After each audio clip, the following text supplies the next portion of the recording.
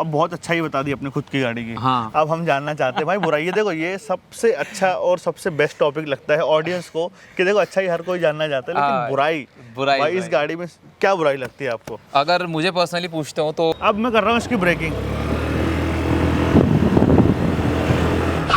अच्छा विदिन भाई मेरे को बताओ, हाँ। इस गाड़ी की सर्विस कॉस्ट कितनी होगी?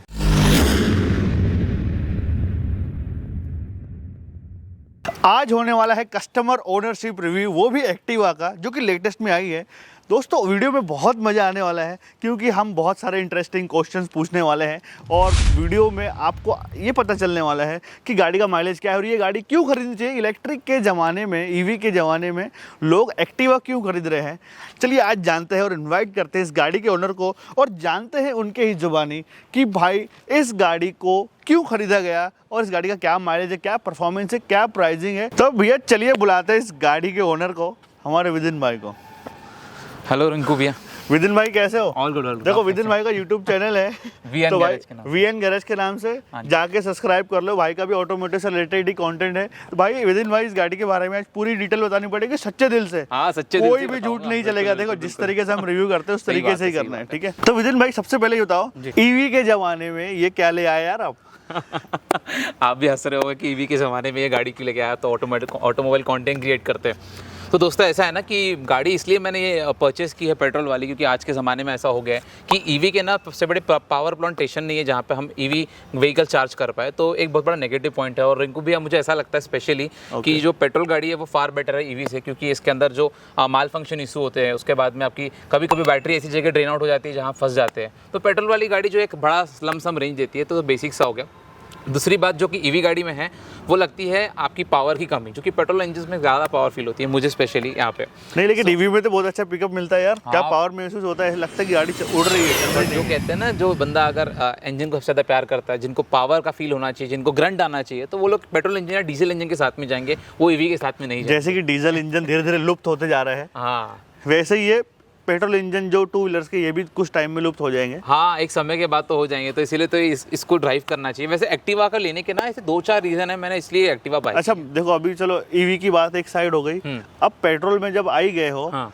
अब मुझे बताओ कि भाई एक्टिवा ही क्यों, इसके जगह टीवीएस या एक्सेस 125 भी आप ले ऑनेस्ट सकते होकर अगर मैं बताऊं ना, मैंने कम से कम 3-4 गाड़ी की ब्रांड कंपनी की जो है गाड़ी देख रखी है।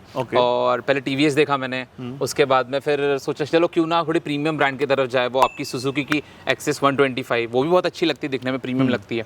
सो उसके बाद एक्टिवा मैंने देखा 125 और एक्टिवा 2, इन तीनों को जब टेस्ट राइड किया, समझने की कोशिश की, तो समझ में आया कि गाड़ी जो तीनों आसपास ही पावर रेशो में अच्छे खासे चलने में ओके, बट लेकिन एक्टिवा और होंडा की जब बात करते तो पेट्रोल इंजन की रिंकू भी आप बहुत अच्छे रिफाइनमेंट्स यहाँ पे है। भाई सबसे पहले ना किलोमीटर देख लेते हैं। 457 किलोमीटर चली है गाड़ी, चला ली 475 किलोमीटर चली है, ठीक है? तो भाई 2 हफ्ते तो हो ही गए होंगे आपको। हाँ, हो गए आराम से हो गए, ठीक है? तो मुझे सबसे पहले बताओ जी, अब ये गाड़ी चलो आपने सिलेक्ट कर ली, दूसरी गाड़ियों को अब एक साइड कर लेते हैं, अब इस गाड़ी की बात करते हैं, ठीक है? एक्टिवा क्यों लेनी चाहिए हमको, ये बताओ। स्पेशली अगर बी ऑनेस्ट होके आप लोगों को बताऊं तो ऐसा लगता है कि एक्टिवा में एक 3 चीज़ें हैं जो कि सबसे हटके बनाती है। पहले तो दोस्तों इसके इंजन के रिफाइनमेंट्स अगेन, बिल्कुल। दूसरा इसका पिकअप पावर रेशो बहुत एग्जैक्ट जगह पे है, आपको ऐसा बिल्कुल फील नहीं होगा कि कहीं लैग कर रही है गाड़ी, पावर नहीं बना रही है। तीसरा आपकी स्पेयर पार्ट अवेलेबिलिटी, आप अगर लोकल मैकेनिक के पास भी जाते हो ना रिंकू भैया, तो ये गाड़ी के स्पेयर पार्ट कहीं भी मिल जाते हैं, कहीं भी अवेलेबल हो जाते हैं। ये बात तो बिल्कुल राइट है। अगर इसकी जगह आपकी टीवीएस होती तो हाँ, इशू थोड़े टीवीएस में इतना नहीं, बट एक्सेस 125 में ज्यादा होता है, स्पेयर अवेलेबल नहीं होता। और एक्टिवा सबसे ज्यादा सेल्स में भी बिकी हुई है, तो रीसेल वैल्यू भी अच्छा है। रीसेल बहुत अच्छी है इस गाड़ी की, बात है। इसमें कितने वेरिएंट देखे आपने? इसमें टोटल मैंने 3 वेरिएंट देखे। इसका ये जो मेरे पास पर्टिकुलर वेरिएंट है, डीलक्स मॉडल है। डीलक्स मॉडल है, इसमें कोई भी डिस्क ब्रेक नहीं है? नहीं, कोई डिस्क ब्रेक से टॉप एंड में भी डिस्क ब्रेक नहीं आता है। तो मुझे बताओ कि भाई मतलब मिडल मॉडल क्यों लिया आपने, बेसिक क्यों नहीं लिया, या टॉप एंड क्यों नहीं लिया आपने? अच्छा, इसकी बात भी अगर क्लियर कर लेते हैं तो फर्स्ट मैंने जो मॉडल देखा बेस मॉडल था, जिसमें ना एलईडी हेडलैम्प का कंसोल नहीं था, तो मुझे एलईडी हेडलाइट चाहिए थी। ओके, तो इसमें आपको एलईडी हेडलैम्प मिल जाती है डीलक्स मॉडल से। ओके, तो वो जो बेसिक है उसमें व्हाइट येलो कलर की येलो आती है, उसमें थोड़ा प्रीमियम वाला फील नहीं आता। और आज के लेटेस्ट जमाने में एलईडी किसको नहीं चाहिए तो वो चीज़ फील होती है। अच्छा, एलईडी की बात हो गई, तो कैसा रात को क्या फोकस है इसका, मतलब क्या? बी ऑनेस्ट होकर बताऊं तो रोड पे इतना अच्छा फोकस नहीं आता है, और इसकी हेडलैम्प का जो पोजीशन है वो डायरेक्ट किसी बिल्डिंग पे जाती है, ऐसे मतलब ग्राउंड पे इतना नहीं आता रिंकू भैया।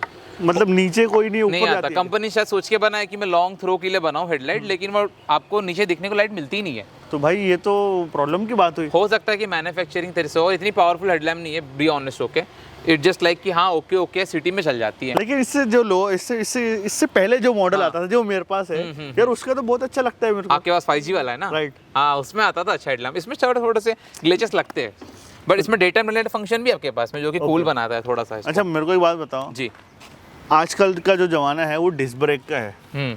डिस्क ब्रेक नहीं मिल रही है आपको, जो कि कंट्रोलिंग में बहुत अच्छी चीज लगती है मुझे तो इसमें नहीं है। हाँ जी। तो इंस्टेंट ब्रेकिंग के लिए डिस्क ब्रेक होना बहुत जरूरी होता है। जी सही बात है। इस गाड़ी में नहीं है, तो आपको कहीं ना कहीं वो कमी महसूस होती है? नहीं, इसमें कमी महसूस इसलिए नहीं होती क्योंकि इसको इतनी हाई स्पीड राइड के लिए बनाया नहीं है। इसकी टॉप स्पीड भी 80 किलोमीटर के आसपास, 80 to 85 जाती है, इससे ऊपर नहीं जाती है। Okay. बट हाँ, गाड़ी कोई स्पोर्ट्स वेरिएंट नहीं है, कोई आपकी क्या बोलते हैं हाई परफॉर्मेंस बाइक नहीं है, या हाई परफॉर्मेंस स्कूटर नहीं है बेसिकली, तो उसको ऐसे नीट फील नहीं होता। मुझे ये चीज जानना है कि इससे पहले जो 5G आती थी और 6G में क्या क्या चेंजेस किए गए हैं? 5G चीज़ें में ज़्यादा कुछ ऐसे मेजर चेंजेस नहीं है। स्लाइडली के इंजन में थोड़े रिफाइनमेंट्स ऐड कर दिए जाते हैं। Okay. जो सेल्फ स्टार्ट होता था वो स्मूथ नहीं होता था। Okay, जो कि 5G में। अच्छा, मतलब सेल्फ जो स्टार्ट है इसका स्मूथ हो गया है? इतना स्मूथ है कि आपको आवाज भी नहीं आएगा कि क्रैंक कब हुआ और कब इसका क्रैंकशाफ्ट रोटेट हुआ। डायरेक्ट इंजन स्टार्ट मिलेगा। चलो करके देखते हैं ना। करके देख लीजिए एक बारी। अरे सेल्फ की आवाज कहाँ है इसमें? बिल्कुल है ही नहीं। भाई सेल्फ घूमता ही, सेल्फ की आवाज तो आनी चाहिए ना कि सेल्फ स्टार्ट हो रही गाड़ी। बिल्कुल नहीं आएगी। अच्छा ये क्यों हुआ? ये किस तरीके से? ये क्यों होता है, कैसे होता है, एक बार बताओ। ये एक्चुअली इसलिए होता है, जैसे सेल्फ मोटर मैंने स्टडी जहाँ तक की है तो इसके सेल्फ मोटर जो है डायरेक्ट आपकी जो रोटेटिंग शाफ्ट होती है ना इसकी बेल्ट, उससे कनेक्टेड होता है। बेल्ट से कनेक्टेड होता तो है। डायरेक्ट जो है क्रैंक शाफ्ट को रोटेट करता है। Okay. अलग से अगर मेटल टू मेटल लगेगा ना तो आवाज करेगा आती है। एक सेल्फ का, तो वो इसके अंदर नहीं होता।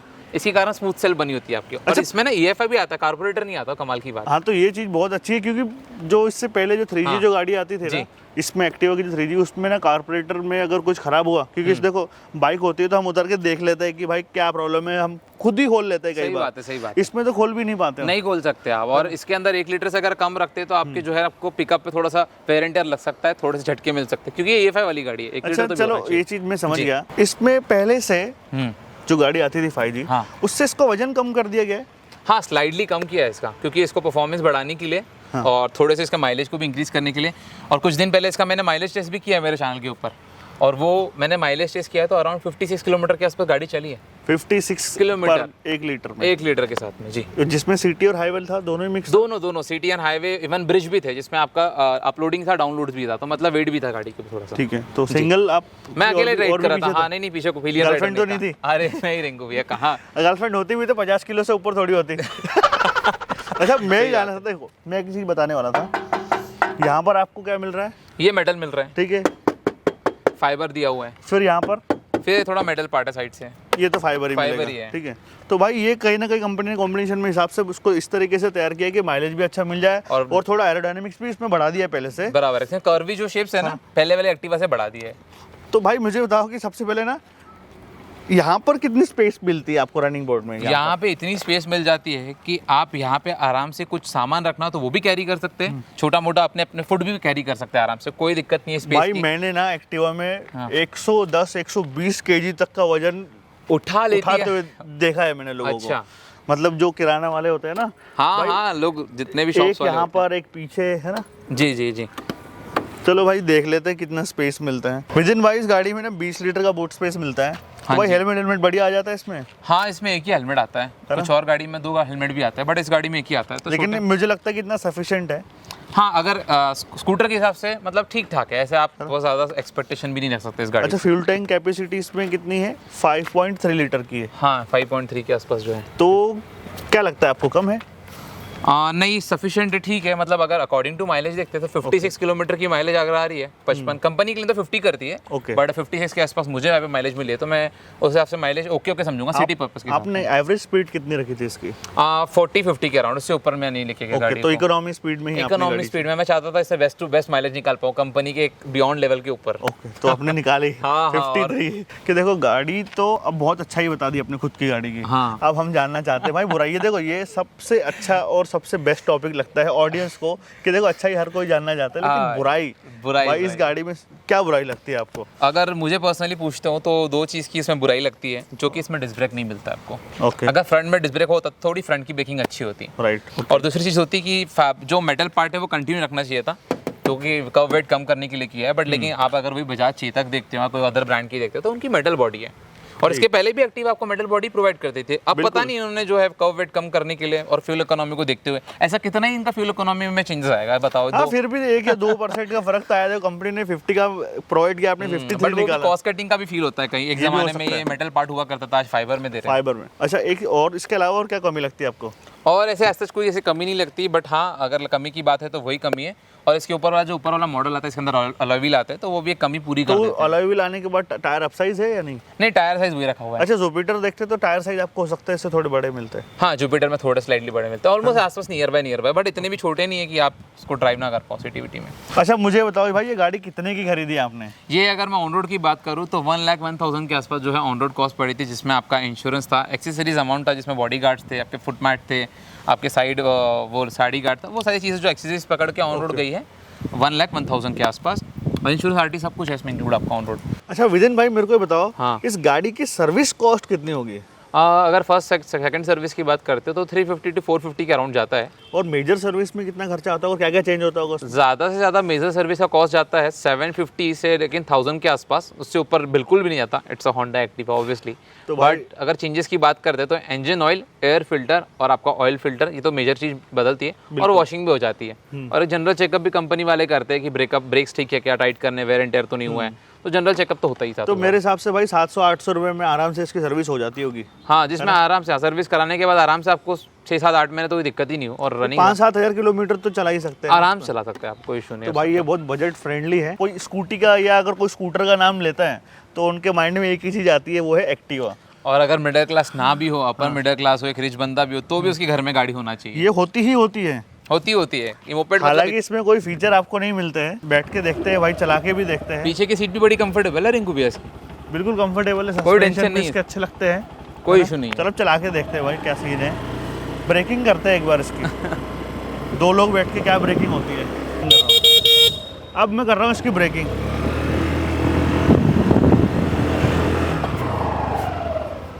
भाई देखो, रिस्पॉन्स थोड़ा लेट है इसका। काश अगर डिस्क ब्रेक होती इसमें तो वही है, थोड़ा एक डिस्क ब्रेक का हो बाइट सकता आपको था। मिलता। तो वैसे ये गाड़ी परफॉर्मेंस के लिए तो है हाँ, नहीं। ये एक कंफर्टेबल राइड के लिए है, सिटी पर्पस के लिए, हाईवे पे भी राइड कर सकते हैं, बट एक स्पीड लिमिट के अंदर। तो भाई ये मुझे बताओ, ये गाड़ी किन लोगों को खरीदना चाहिए? उन्होंने खरीदना चाहिए जिनका राइड सिटी पर्पस के लिए है, कहीं घर पे फीमेल्स है, अम्मा है, सिस्टर्स है, तो उनके लिए तो बेस्ट ऑप्शन है ही है। बट लेकिन अगर आप डेली ट्रैवल करते हैं ऑफिस के लिए और आप एक अच्छी स्कूटर ढूंढ रहे हैं, तो Activa is the good option. ये गाड़ी उन लोगों को लेना चाहिए जिनको टेंशन ना हो कि मेरी चार्जिंग खत्म ना हो जाए। अरे ये तो हाँ, मैं तो भूल ही। अरे यार, मैं तो रात को चार्ज करना ही भूल गया। ये वाला सीन ही नहीं है, इंस्टेंट आप फ्यूल डालिए चलते बनिए। और कल रात को क्या हुआ, मैंने अपने दोस्त को बुलाया हाँ। कि भाई हम लोग सब लोग यहाँ पर बैठे हुए, हाँ। आप आ जाओ। तो उसका वो पता है क्या रिप्लाई था? जी। मेरी गाड़ी में रेंज नहीं है, मैं नहीं आ सकता। रेंज नहीं मैंने तो उसको बोला वेलकम टू इलेक्ट्रिक गाड़ी। क्या है ना? रिंकू भी आपको एक नेगेटिव पॉइंट बताना भूल गया मैं इलेक्ट्रिक व्हीकल का। अब क्या हुआ ना, जब मैं शोरूम गया था तो उन्होंने बताया बजाज चाहिए था कि 5 इयर्स की वारंटी है सिर्फ बैटरी की, और 5 इयर्स बाद अगर बैटरी खराब होती है, जो कि ऑब्वियसली खराब होना है, हमारी फोन्स की खराब होती है, क्योंकि लैपटॉप देखो की खराब बैटरी होती का है, एक सिस्टम ऐसा, जितना चार्ज करोगे उतना उसकी लाइफ धीरे धीरे खत्म हो जाती है। हाँ खराब हो जाती है, तो खत्म होने लग जाती है। तो उसने बोला अगर 5 साल बाद खराब होती है आफ्टर 5 इयर्स, तो आपको रिप्लेस करनी पड़ेगी, चेंज करनी पड़ेगी। मैंने बोला कॉस्ट कितना होता है, तो बोल रहा था 70,000 मतलब ऑलमोस्ट हम लोग पे कर रहे हैं गाड़ी की हाफ प्राइस, जो कि हम लोग ने ऑन रोड खरीदी थी ये प्राइस। तो 70,000 वर्थ इट नहीं था मेरे लिए, और 70,000 मैं यूज़ कर लूँ एज अ अपने फ्यूल में एक 5 इयर्स के स्पैन में, या फिर वो अमाउंट को बैंक में रख दूँ, 1,000-2,000 रुपये ब्याज आए, उस पर मैं चला लूँ गाड़ी को। उससे ज़्यादा फ्यूल मांगती भी नहीं है तो भाई ऑनेस्टली। देखो, पूरा ही रिव्यू हमने बता दिया, गाड़ी कैसी है कैसी नहीं है ना। जी, अगर आप हमारे चैनल पर नए हो तो भाई चैनल को सब्सक्राइब कर देना, ऐसे ही वीडियोस हम आपके लिए लाते रहते हैं। और विदिन का भी चैनल है, सब्सक्राइब कर देना, छोटा सा चैनल है गाइस। तो जाके सब्सक्राइब करो। मिलते हैं नेक्स्ट वीडियो में। चलिए। नमस्कार, जय हिंद।